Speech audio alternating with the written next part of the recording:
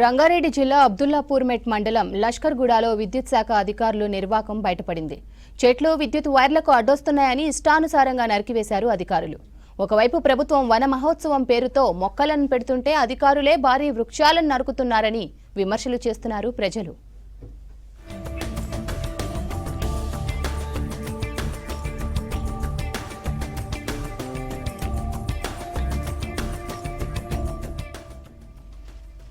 గుంతపల్లి గ్రామంలో 11 kV విద్యుత్ వైర్ల లైన్ ఉంది. అయితే ఆ లైన్ కు చెట్లు అడ్డొస్తున్నాయని విద్యుత్ శాఖ అధికారులు ఆ చెట్లను నరికివేశారు.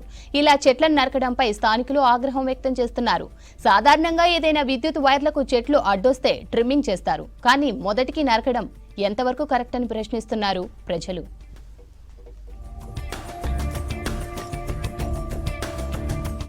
అబ్దుల్లాపూర్ మెట్రోలో జరిగిన సంఘటన మా అందరి మనసులను కాల్చివేసింది.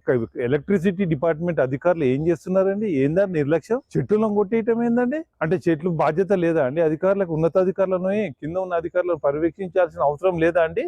ఇష్టం వచ్చిన చెట్లను నరికేస్తారండి. 11 kV కానీ 1133 kV కానీ అడ్డం వస్తే హైకోర్టు కానీ ఉన్నతాధికారులు SCEDE అధికారులు స్పష్టమైన ఆదేశాలు ఉన్నాయి. సుప్రీంకోర్టు, గ్రీన్ ట్రిబ్యునల్ ఏమని? చెట్లను కొట్టద్దు, కొమ్మలని కొట్టాలా అని చెప్పి. ఇప్పుడు ఈ అధికారులపైన ఏం చర్య తీసుకుంటారండి?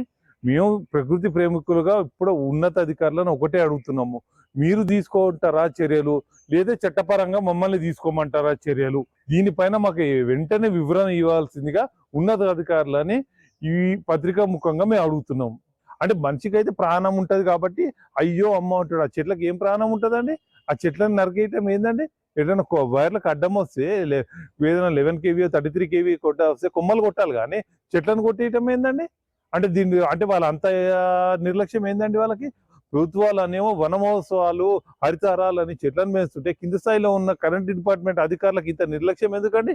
వాళ్ళ పైన తక్షణమే చర్యలు తీసుకోవాలని చెప్పి ఒక ప్రకృతి ప్రేమికుడుగా నా యొక్క వినతి అండి. తీసుకునే ఎడల కలెక్టర్ దీనిపైన స్పందించి వాళ్ళపైన చర్యలు తీసుకోవాలని చెప్పి మా యొక్క వినతి అండి.